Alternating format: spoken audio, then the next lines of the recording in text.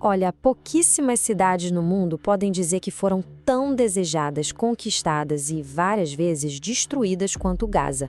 A gente está falando de milênios em que ela foi o grande prêmio de impérios e o cenário de histórias que se tornaram lendárias. Vamos mergulhar fundo para entender por que essa pequena faixa de terra se tornou um dos pontos mais disputados de toda a história. E a pergunta que vai guiar a nossa conversa hoje é exatamente essa. O que Gaza tem de tão especial? Por que ela se tornou esse centro de desejo e de guerra desde o início da civilização? A resposta, adianto, não é nada simples. Ela está, enterrada em muitas camadas de história, de geografia e, acredite, até de profecia. Para começar, vamos direto para um dos episódios mais dramáticos da Bíblia, que aconteceu, adivinha onde? Exatamente, em Gaza. A famosa história de Sansão já coloca a cidade logo de cara como um palco lendário de poder, de conflito e também de um destino meio trágico, né?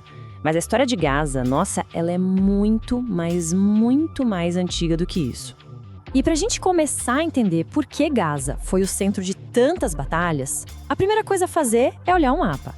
Porque, olha, a localização da cidade não é só um detalhe da história dela. É o verdadeiro motor que moveu milênios de conflitos e de comércio. Pode parecer um mapa simples, mas ele revela uma verdade super complexa. Pensa só, Gaza está ali, espremida estrategicamente entre o imenso deserto do Sinai, ao sul, e as planícies super férteis de Canaã, ao norte. Ela sempre funcionou como a única ponte terrestre, a passagem natural entre a África e a Ásia. E é justamente por causa dessa localização que controlar Gaza significava controlar o fluxo de tudo. A gente está falando do fluxo de mercadorias valiosas, como especiarias e metais, do fluxo de exércitos inteiros que iam do Egito até a Mesopotâmia e, talvez o mais importante de tudo, o fluxo de ideias.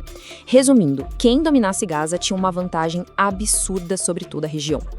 Essa importância toda, claro, aparece direto nas páginas da Bíblia.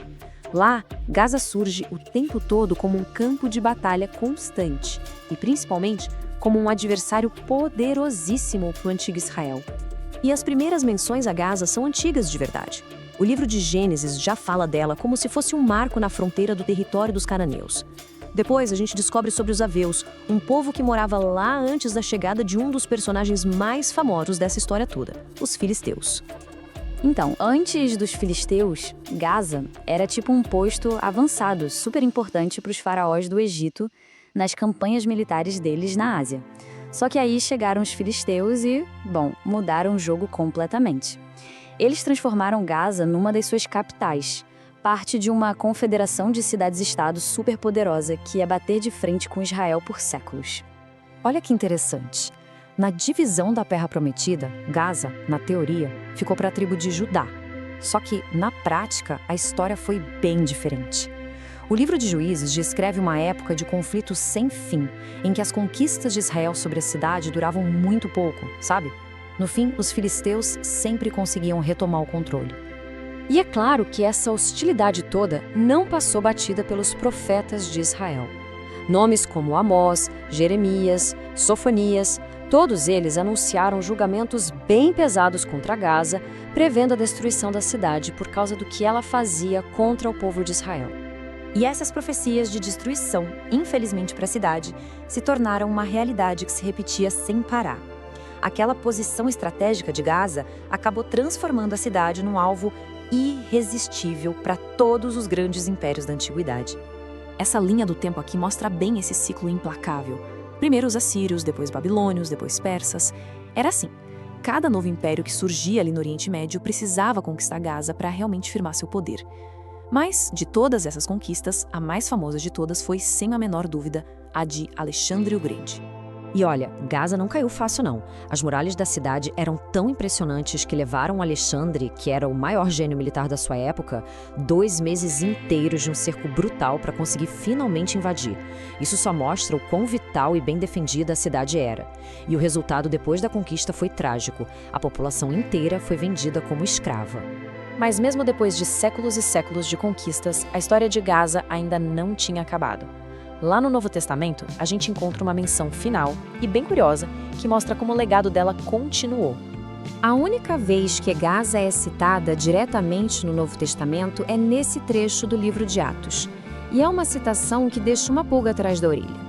A descrição do caminho como deserto levanta uma dúvida. Será que era só a estrada que estava vazia? Ou a própria cidade de Gaza, depois de ser destruída tantas vezes, estava em ruínas naquela época?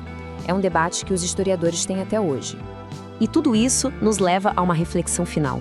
A história antiga de Gaza, com essa sucessão sem fim de impérios e conflitos que nascem da sua geografia, tudo isso funciona como um poderoso resumo do mundo. Essa história nos força a perguntar o que a gente pode aprender com esses padrões que parecem se repetir de jeitos diferentes ao longo de toda a história da humanidade. E aí, gostou do conteúdo de hoje? Então não esquece de deixar aquele like no vídeo, isso ajuda demais o canal a crescer e me mostra que você quer ver mais conteúdos como esse. Se você ainda não é inscrito, clica ali no botão inscrever-se e ativa o sininho das notificações para não perder nenhum vídeo novo. Toda segunda, quarta e sextas-feiras tem conteúdo fresquinho por aqui. E se você conhece alguém que precisa ver isso, compartilha aí. Vamos espalhar conhecimento juntos.